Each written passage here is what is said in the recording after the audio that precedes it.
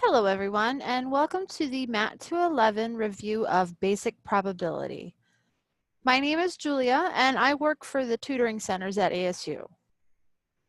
So assume two dice are fair, meaning that there is an equal probability of all outcomes of each of those die, and distinguishable. Find the modeled probability that from one roll, neither number is prime. So what we mean by this is that when we do one roll, the number on the top of each die is not a prime number. So first, let's determine how many possibilities there are for our sample space. So we'll call our sample space S. And we want to know how many different ways we can roll these two die, not being concerned with whether or not the numbers are prime, just how many total ways we can roll these two die. So we're looking for the cardinality of S, that is the number of elements in S. And we know that there are 6 possible ways to roll the first die, because die have 6 faces. And we also know that there's 6 possible ways to roll the second die, because again, 6 faces. So that's 6 times 6 for the total number of outcomes between the two, which is 36. Next, we want to determine how many elements are in our event set, and we'll call our event set E. And our event set is all the different outcomes that fit into this situation where neither number is prime. So when we say that neither number is prime, remember that prime numbers are natural numbers greater than 1 that are not products of smaller natural numbers. So what I mean by this is natural numbers are counting numbers, right? 1, 2, 3, 4, and so on. And we don't want 1 because we never include 1 in the set of prime numbers. So we're starting with 2, and we want to look for all the numbers that are not composite numbers, meaning that, or excuse me, that are composite numbers, because we don't want them to be prime numbers. So let's go ahead and write out all the possibilities, and we'll talk about which ones we're going to include. So we have 1, 2, 3, 4, 5, and 6. So 1 is not a prime number because it's not included. It's always, prime numbers are always greater than 1. 2 is a prime number. 3 is a prime number.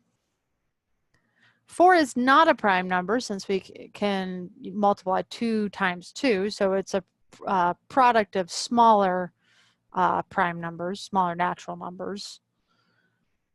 5 is a prime number, so we don't want to include that. And 6 is not a prime number. It's also a composite number because it's 2 times 3. So we want the numbers 1, 4, and 6. So we only want rolls where both of the die have some combination of 1, 4, and 6 on them. So let's go ahead and figure out how many different ways we can do this. And we'll just go ahead and list this. So I'm going to move this a little further down here, make us some room.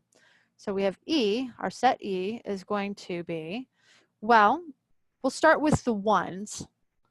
And we could have 1 and 1.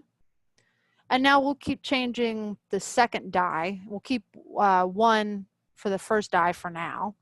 So that would give us 1 and 4, or 1 and 6. Then if the first die is not 1 but is 4, we could have 4 and 1. We could have 4 and 4. And we could also have 4 and 6. Lastly, if the first die is 6, we could have 6 and 1. We could have 6 and 6, or 6 and 4. And we could have 6 and 6.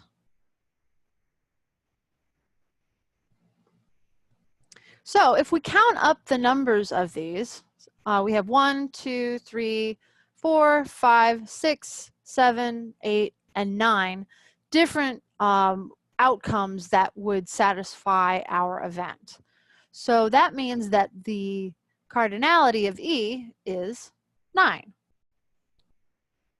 Now, for modeled probability, assuming that all outcomes are equally likely, which we know to be true because these die are fair, the probability then of our event is going to equal the cardinality of the event space divided by the cardinality of the sample space.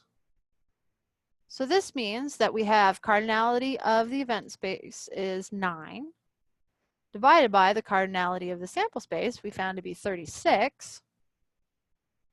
If we factor out a 9 from this, we get 1 over 4, which we can also write as 0.25, or the percentage, 25%. So, depending on how your problem is worded, how they want you to format your answer, any one of these would be correct.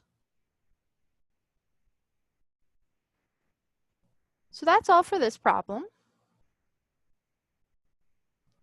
Before I go, I just want to remind you all that if you're looking for any additional tutoring or academic support at ASU, you can go to the Tutoring Center's website, tutoring.asu.edu, to find all of our resources. Additionally, if you're looking for tutoring services for your specific course, you can use our tutor search tool, which you can find off of our main webpage or by going to this full link here. So thanks so much and have a great rest of your day.